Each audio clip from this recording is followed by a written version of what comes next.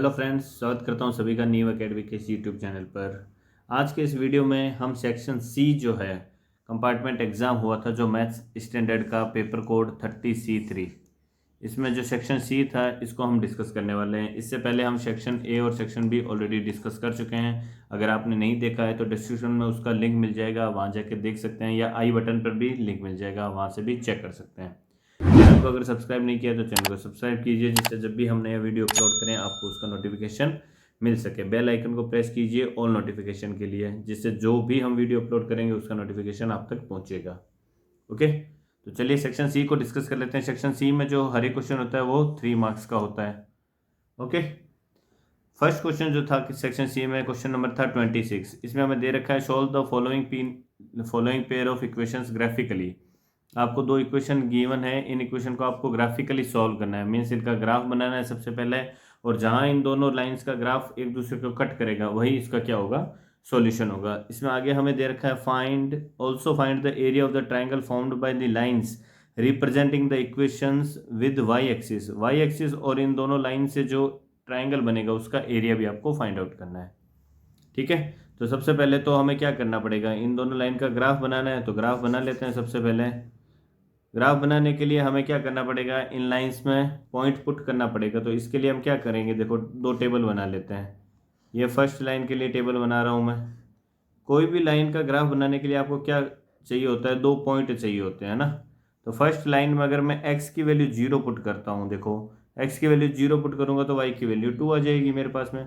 अगर y को 0 put करता हूँ तो x की वैल्यू 6 आ जाएगी मेरे पास में। ओके, सेकेंड लाइन के लिए टेबल बना लेता हूँ मैं। ये सेकेंड लाइन के लिए टेबल हो गई मेरी। इसमें भी एक बार x को 0 पुट कर लो, y की वैल्यू निकाल लो। x को 0 पुट करता हूँ अगर मैं, तो y की वैल्यू आएगी -4।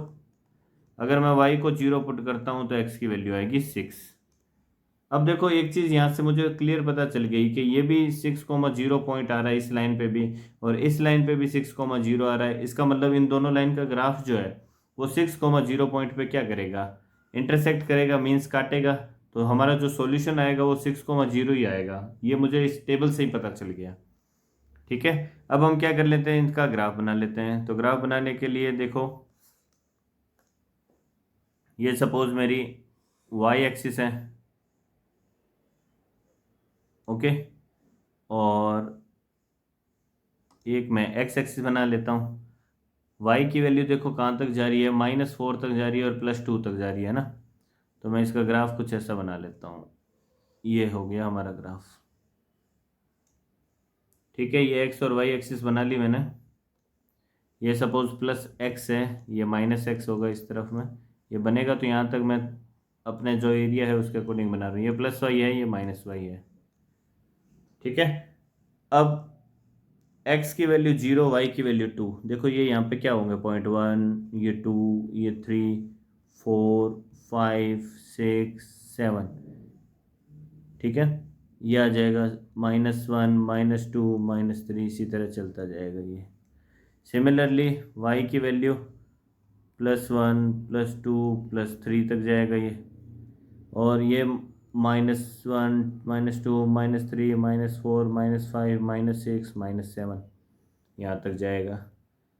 अब हमें पॉइंट को इंडिकेट करना है, तो x की वैल्यू 0, y की वैल्यू 2। तो ग्राफ बनाते हैं, इसका कैसे बनेगा, देखो x की वैल्यू 0, y की वैल्यू 2। x की वैल्यू 0, y की वैल्यू 2, ये पॉइंट यहाँ कहीं आएगा। x की वैल्यू 6, y की वैल्यू 0, x की वैल्यू 6, 1 2 3 4 5 6, ये यहाँ आएगा। ओके, अब इन दोनों पॉइंट को हमें क्या करना है, ज्वाइन करना है। तो दोनों पॉइंट को ज्वाइन करवा दो। दोनों पॉइंट को ज्वाइन करेंगे तो ये कुछ ऐसा आ जाएगा ग्राफ इसका। ओके, तो ये ग्राफ जो है वो क्या है, x + 3y = 6 लाइन का ग्राफ है। नेक्स्ट, x की वैल्यू 0, y की वैल्यू -4। x की वैल्यू 0, y की वैल्यू -4, 1 2 3 4 5। हमें चाहिए माइनस का 4 है ना। ये -4 कहाँ आएगा, यहाँ कहीं आएगा। ये आ गया -4, और x की वैल्यू 6, y की वैल्यू 0, तो ये यही पॉइंट आएगा। अब हमें क्या करना है, इन दोनों पॉइंट को मिलाना है। तो इसका ग्राफ जो बनेगा वो कुछ ऐसा बन जाएगा, ठीक है। ये हमारी लाइन की इक्वेशन क्या हो जाएगी, ये हो जाएगी 2x minus 3y equal to 12। तो ये दोनों लाइन कहाँ कट कर रही है, ये पॉइंट तो हमने पहले ही बता दिया था, ये पॉइंट है 6,0। तो ये हमारा क्या हो जाएगा, इस लाइन का सॉल्यूशन हो जाएगा। अब हमें क्या करना है, वाई एक्सिस और इन दोनों लाइन से जो ट्राइंगल बन रहा है, कौन सा ट्राइंगल बन रहा है, ये वाला ट्राइंगल बन रहा है ना। देखो, एक ट्राइंगल की साइड ये हो गई, एक ट्राइंगल की साइड ये हो गई, और एक ट्राइंगल की साइड ये हो गई। तो हमें इस ट्राइंगल का क्या करना है, एरिया फाइंड आउट करना है। तो ट्राइंगल के एरिया क्या होता है, area of a triangle equal to 1/2 into base into height होता है, ठीक है। यही तो होता है। तो ये ट्राइंगल है, देखो ये सपोज मैं बेस ले लेता हूँ अगर, तो ये ट्राइंगल का बेस हो गया। तो इस ट्राइंगल की हाइट कौन सी होगी, ऊंचाई तो हाइट होती है, ये क्या हो जाएगी फिर इस ट्राइंगल की ऊंचाई। तो ऊंचाई कितनी है, देखो ये 0,0 से स्टार्ट होकर 6,0 पे जा रहा है। इसका मतलब एक्स एक्सिस पर 6 बिंदु चला है, तो ऊंचाई इसकी 6 हो गई। ये अगर मैं आधार लेता हूँ तो ये वाला पॉइंट हमारा क्या था, ये पॉइंट था 0,2, यानी ये वाई एक्सिस में यहाँ ऊपर 0,0 से 2 पॉइंट चला है, और वाई एक्सिस के नीचे ये कितना चला है, 0,-4 है ये पॉइंट, 0,-4। तो ये 4 यहाँ पे चला है। तो टोटल कितना चला है, ये 2 और 4 6 चला है ना, क्योंकि ये लेंथ है, ये तो हमेशा क्या होगी, पॉजिटिव ही होगी, नेगेटिव में नहीं जाएगी कभी भी। पॉइंट जरूर नेगेटिव में गया है पर लेंथ तो दोनों ऐड हो जाएगी। इसका मतलब बेस भी 6 है, हाइट भी 6 है। तो एरिया क्या आ जाएगा, 1/2 इंटू 6 इंटू 6, 2 से 6 कैंसिल हो जाएगा 3, एरिया आ जाएगा आपका 18 स्क्वायर यूनिट, 18 स्क्वायर यूनिट इसका आंसर हो जाएगा। ओके, नेक्स्ट क्वेश्चन देखते हैं इसमें। नेक्स्ट क्वेश्चन क्या है, question number 27, 3 consecutive odd numbers are such that the sum of the squares of first 2। 3 consecutive आपको क्या दे रखी है, ऑड नंबर्स दे रखी है। तो किसी भी ऑड नंबर को रिप्रेजेंट करने का तरीका क्या होता है, 2n से हम क्या करते हैं, कोई भी इवन नंबर को रिप्रेजेंट करते हैं, सम संख्या को रिप्रेजेंट करते हैं। तो 2n+1 को हम क्या करते हैं, ऑड नंबर से रिप्रेजेंट करते हैं। तो आपको 3 कंसेक्यूटिव ऑड नंबर्स दे रखी है, तो पहली मैं ये मान लेता हूँ, दूसरी क्या मान लूँ। अब दूसरी जो आएगी वो एक छोड़ के एक आएगी ना, क्योंकि जो संख्याएं होती है हमारे, वो क्या होती है, एक सम होती है, एक विषम होती है, एक सम होती है, एक विषम होती है, एक सम होती है, एक विषम होती है, इसी इसी तरह से आगे बढ़ती है ना, ठीक है। तो अगर एक ऑड नंबर 2n+1 है, तो अगला फिर 2n+3 होगा, उससे अगला क्या होगा, 2n+5 होगा, ठीक है। दो दो का डिफरेंस आता है ना सभी ऑड संख्याओं में, लगातार वाली में। इसमें हमें देखो अब क्या दे रखा है, 3 consecutive odd numbers are such that the sum of the squares of the first 2। इन दोनों पहली संख्याओं का स्क्वायर का सम जो है is greater than the square of the third by 65। Third के स्क्वायर से 65 ज़्यादा है, किनका, इन दोनों का सम। पहली और दूसरी संख्याओं के स्क्वायर का सम जो है वो तीसरी संख्या के स्क्वायर से 65 ज़्यादा है। तो आपको क्या करना है, फाइंड द नंबर्स, आपको नंबर्स निकालना है। तो नंबर कब आ जाएंगे, जब हम n की वैल्यू निकाल लेंगे, क्योंकि नंबर तो हमारे क्या है, 2n+1 है, 2n+3 और 2n+5 है, यही तो है। n की वैल्यू में फाइंड आउट करनी है, बस कर लेते हैं। स्क्वायर खोलना है, a+b का स्क्वायर आपको पता होगा सबको, a+b का स्क्वायर क्या होता है, a² + 2ab + b² होता है।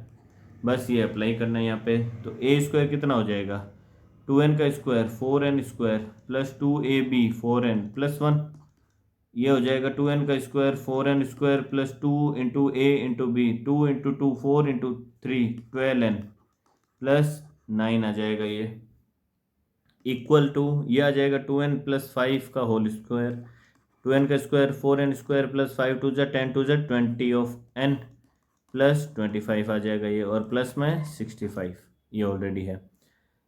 अब देखो ये एक 4n² एक 4n² को कैंसिल कर देगा। यहाँ पे देखो कितना आ रहा है 25 और 6, यहाँ बन रहा है देखो 4n², n कितना बन रहा है 4n और 12n मीन्स 16n बन रहा है यहाँ पे, और प्लस में कितना आ रहा है ये 9 और 1 10, इक्वल के उस तरफ में कितना बन रहा है 20n, और प्लस में कितना आ रहा है 90। ठीक है, यही आएगा। इसको मैं 90 को उस तरफ लेके जाऊंगा, माइनस का हो जाएगा, 20n को उस तरफ लेके जाऊंगा, ये भी माइनस का हो जाएगा। तो अल्टीमेटली क्या आएगा आपके पास 4n²। 20n माइनस का होगा, 16 प्लस का होगा तो माइनस का 4n, और 90 प्लस का उस तरफ जाएगा तो माइनस का हो जाएगा, माइनस का 90 और प्लस का 10 मीन्स माइनस का हो जाएगा 80। ठीक है, इक्वल टू 0 आ जाएगा ये। अब कॉमन आ रहा है देखो इसमें से 4, तो 4 कॉमन ले लूँगा अगर मैं, तो n² माइनस n, माइनस क्या बच जाएगा ये 20 बन जाएगा, इक्वल टू 0। 4 को इक्वल के उस तरफ भेजेंगे 0 के नीचे तो 0 हो जाएगा। इट मीन्स आपके पास क्वाड्रेटिक बन गई क्या, n² minus n minus 20 equal to 0। इसको आपको फैक्टराइज करना है, तो फैक्टर क्या बनेंगे इसके, n² minus of 5n plus 4n minus 20 equal to 0। n common आ जाएगा, ये n माइनस 5 बनेगा, प्लस 4 कॉमन आ जाएगा, n माइनस 5 बन जाएगा, इक्वल टू 0। तो एक बार n माइनस 5 आ जाएगा, एक बार n प्लस 4 आ जाएगा, इक्वल टू 0। तो n की वैल्यू जो हमारे पास में आएगी वो क्या क्या आ जाएगी, n इक्वल टू एक बार 5 आएगा, एक बार माइनस 4 आ जाएगा। ठीक है,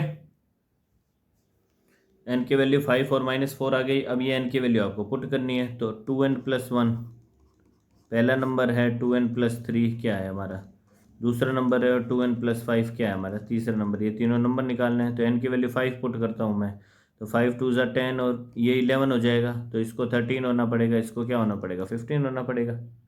या फिर मैं माइनस 4 रखता हूँ, तो ये क्या आ जाएगा, माइनस 4 रखा तो माइनस 8 प्लस 1 ये 7 आ गया।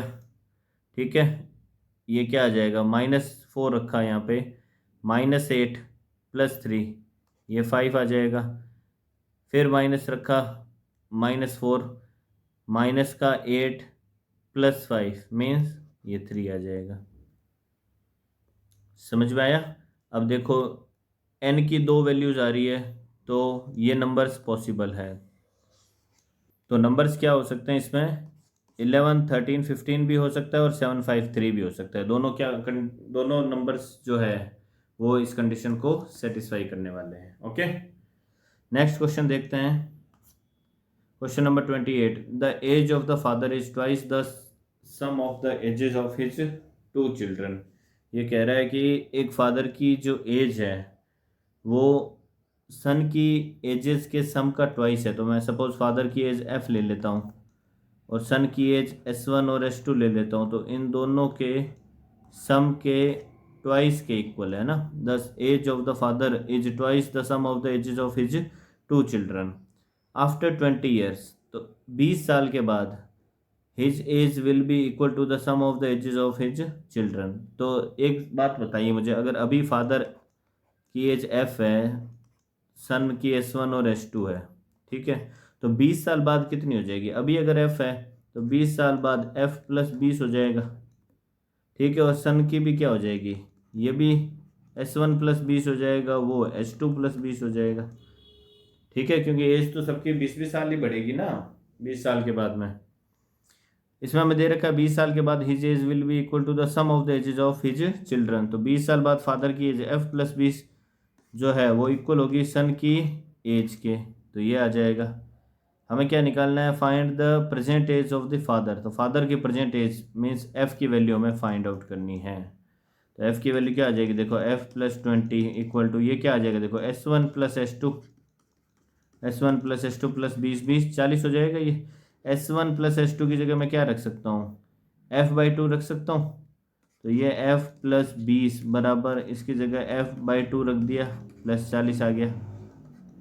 अब ये f/2 उधर जाएगा, ये 20 इस तरफ आ जाएगा, तो माइनस का हो जाएगा। तो आपके पास क्या आएगा, देखो f माइनस f/2 बराबर 40 माइनस 20 हो जाएगा। तो f में से f/2 घटेगा तो f/2 आ जाएगा, और 20 में 40 में से 20 घटेगा तो 20 आ जाएगा। तो f इक्वल टू कितना आ जाएगा, ये क्रॉस मल्टीप्लाई होगा इसके साथ में 40, मीन्स फादर की अभी एज कितनी है, 40 ईयर्स एज होगी फादर की। ओके, नेक्स्ट क्वेश्चन देखते हैं। देखो क्वेश्चन नंबर 29, 2 पार्ट थे इसके, दोनों में से कोई एक आपको सॉल्व करना था, कर लेते हैं। देखो, find the area of the minor and major sectors of a circle with radius 6 centimetre if the angle subtended by the minor arc at the centre is 60 degree. तो आपको क्या दे रखा है, एक सर्कल दे रखा है। इस सर्कल के मेजर और माइनर जो सेक्टर हैं उनका आपको एरिया फाइंड आउट करना है। तो ये सर्कल हो गया, ये सर्कल का सेंटर हो गया, सपोज ये सर्कल का सेंटर है ओ, इसकी रेडियस 6 दे रखी है और ये सेंटर पे एक जो माइनर आर्क है वो 60 डिग्री एंगल सबटेंड करता है। तो ये एंगल आपको 60 डिग्री गिवन है और रेडियस दे रखी है कितनी है, 6 है। आपको जो माइनर सेक्टर है और मेजर सेक्टर है उसका एरिया फाइंड आउट करना है। तो अगर मैं इस माइनर सेक्टर का एरिया निकाल लेता हूँ और पाई आर स्क्वायर में से इसको सब्ट्रैक्ट कर दूंगा तो मेजर सेक्टर का आ जाएगा, सीधी सी बात है। ठीक है, तो ये suppose O A B C है, तो area of O A B C क्या हो जाएगा फिर, कोई भी सेक्टर का एरिया हमें निकालना होता है तो क्या आता है, theta upon 360 into pi r square होता है। थीटा कितना दे रखा है, 60, तो 60/360 इंटू पाई की value 3.14 into r square means 6 into 6। तो ये इससे कैंसिल हो जाएगा, 6 आ जाएगा, एक 6 से एक 6 कैंसिल हो जाएगा। तो क्या आ जाएगा, देखो 6 इंटू 3.14 तो 6×3 18, तो ये हो गए। और 14 इंटू 6 करना है, 14 इंटू 6 कितना हो जाएगा, 84 हो जाएगा। ठीक है, तो ये एरिया जो है माइनर सेक्टर का वो क्या आ जाएगा, 84 सेंटीमीटर स्क्वायर। अब मुझे मेजर सेक्टर का निकालना है, तो ये एंगल 300 डिग्री बन रहा है, तो या तो आप थीटा अपॉन 360 करके निकाल लो, अदरवाइज आप क्या करो, जो पूरे सर्कल का एरिया है पाई आर स्क्वायर, इसमें से ये जो है माइनर आर का कितना 18.84 स्क्वायर, इसको क्या कर दो, सब्ट्रैक्ट कर दो। तो टोटल सर्कल का एरिया पाई आर स्क्वायर को अगर मैं रखता हूँ तो पाई की value 22/7 into r square 6 into 6 आ जाएगा। सॉरी, ये पाई की वैल्यू आपको 3.14 दे रखी है, तो 3.14 को यूज़ ले लो आप। ओके, तो ये आ जाएगा 3.14 इंटू 6 इंटू 6 माइनस आ जाएगा ये कितना 18.84। ओके, तो इसको जब आप सॉल्व करोगे तो आपका जो आंसर होगा वो क्या आ जाएगा, 94.20 सेंटीमीटर स्क्वायर। ये आपका इसका आंसर होगा। ओके, ये माइनर आर्क का और ये मेजर आर्क का, ये आंसर आएगा। नेक्स्ट, इसी का बी पार्ट जो है वो क्या दे रखा है, if a code of a circle of radius 10 centimetre subtends an angle of 60 degree at the centre of a circle. ये कोई सर्कल है, ठीक है, इस सर्कल की क्या एक कोड है, ये इस सर्कल की मैंने कोड ले ली सपोज एक, if a code of a circle of radius 10 centimetre subtends an angle of 60 degree, ये सेंटर है 0, ये जो है ये सेंटर पे जो है ये इस तरीके से कोण बनाएंगे 60 डिग्री का। ठीक है, तो ये एंगल जो बन रहा है ये कितना बन रहा है, 60 डिग्री बन रहा है। रेडियस सर्कल की दे रखी है 10 सेंटीमीटर, तो ये 10 है तो ये भी 10 होगा। ओके, आगे क्या कह रहा है, find the area of the corresponding minor segment. तो ये माइनर जो सेगमेंट है ये वाला, इसका एरिया आपको फाइंड आउट करना है। तो इसका एरिया कैसे आएगा, एक तो आप इस ओ ए बी सी इस माइनर सेक्टर का एरिया निकाल लो और उसमें से आप ट्रायंगल ओ ए सी के एरिया को क्या कर दो, सब्ट्रैक्ट कर दो, तो आपका वो वाला एरिया निकल जाएगा। ठीक है, तो रिक्वायर्ड एरिया जो होगा वो क्या होगा आपका, देखो area of minor sector minus area of triangle O A C. Minor sector का एरिया क्या हो जाएगा भैया, theta upon 360 into pi r square minus ये देखो क्या बन रहा है, ये रेडियस है, ये रेडियस है, इट मीन्स ये दोनों साइड सेम है। ठीक है, ट्रायंगल ओ ए सी की बात करता हूँ, तो अगर ये दोनों ट्रायंगल सेम, दोनों साइड सेम है तो इनके अपोजिट एंगल भी क्या होंगे, सेम होंगे। इसका मतलब अगर ये एक एल्फा है तो ये भी एल्फा होगा। और ट्रायंगल के तीनों एंगल का सम कितना होता है, 180 डिग्री होता है।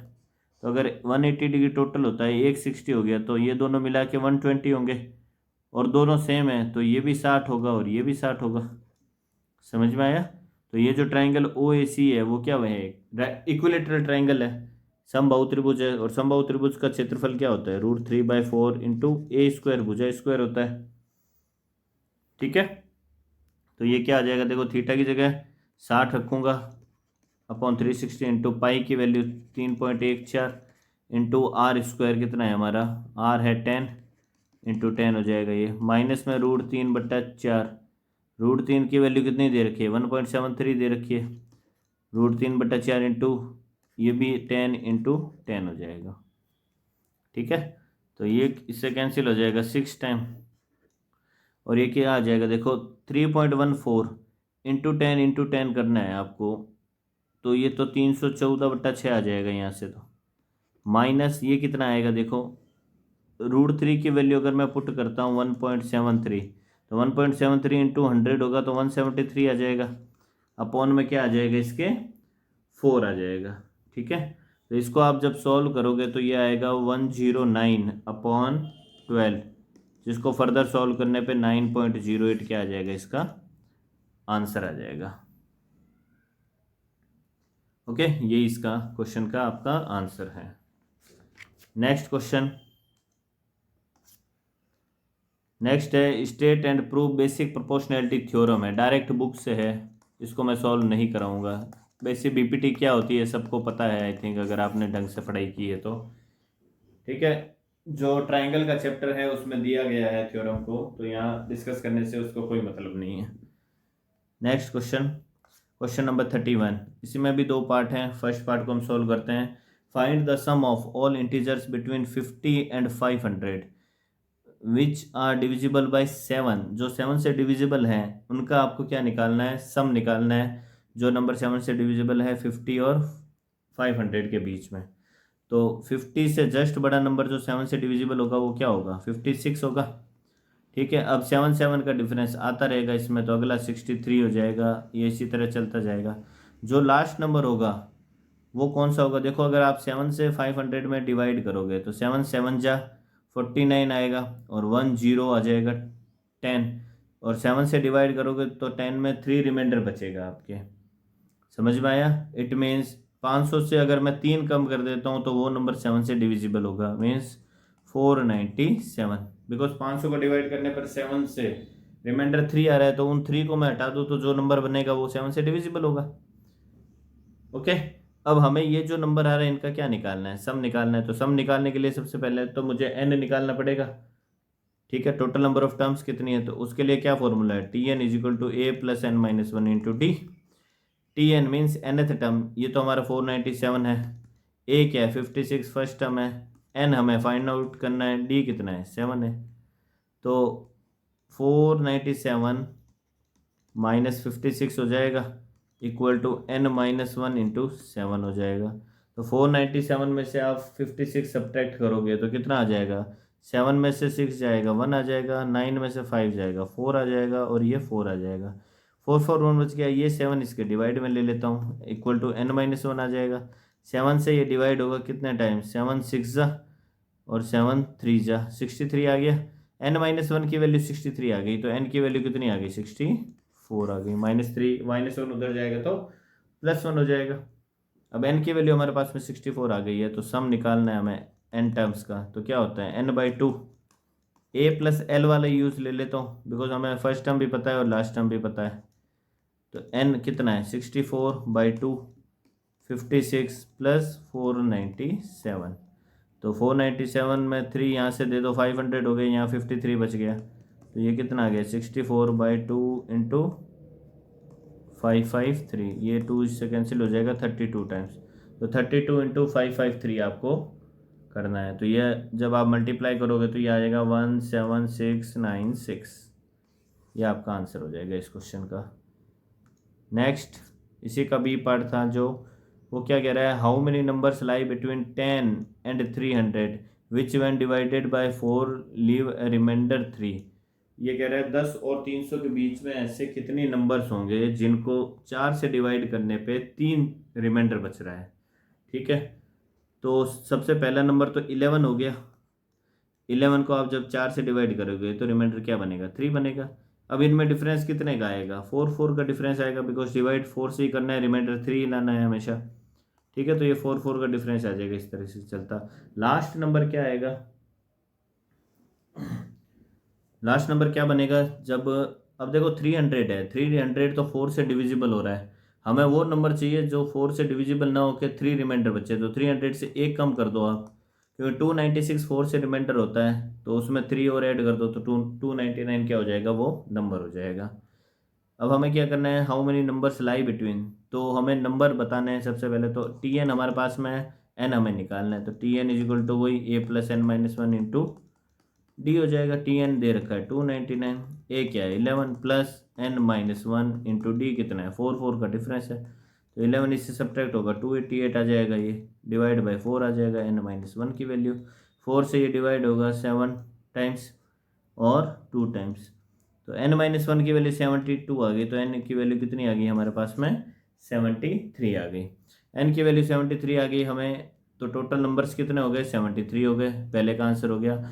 ऑल्सो फाइंड देयर सम, तो आपको उसका सम भी निकालना है इसका, तो सम निकाल लेते हैं, अभी निकाला है n/2 a plus L, N कितना है 73/2, ए क्या है फर्स्ट टर्म, एल क्या है लास्ट टर्म, तो ये आ जाएगा 73/2 इंटू ये हो जाएगा कितना 310, 2 से ये कैंसिल हो जाएगा 155, और 155 को आप मल्टीप्लाई करोगे 73 से, ठीक है, तो आपका क्या आ जाएगा, आंसर आ जाएगा 11315, ये आपका आंसर हो जाएगा इस क्वेश्चन का।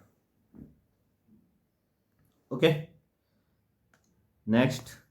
ओके, तो सेक्शन सी में जितने भी क्वेश्चन थे उन सभी क्वेश्चंस को हमने डिस्कस किया है इस वीडियो में। आने वाले सेक्शंस में हम सेक्शन डी और सेक्शन ई को भी डिस्कस करने वाले हैं। तो चैनल को अगर सब्सक्राइब नहीं किया तो चैनल को सब्सक्राइब कर लीजिए, जिससे जब भी हम वो वीडियोस अपलोड करें आपको उसको नोटिफिकेशन मिल सकें। ठीक है, आज के इस वीडियो में इतना ही, बस मिलते हैं नेक्स्ट वीडियो में, तब तक के लिए bye bye and take care.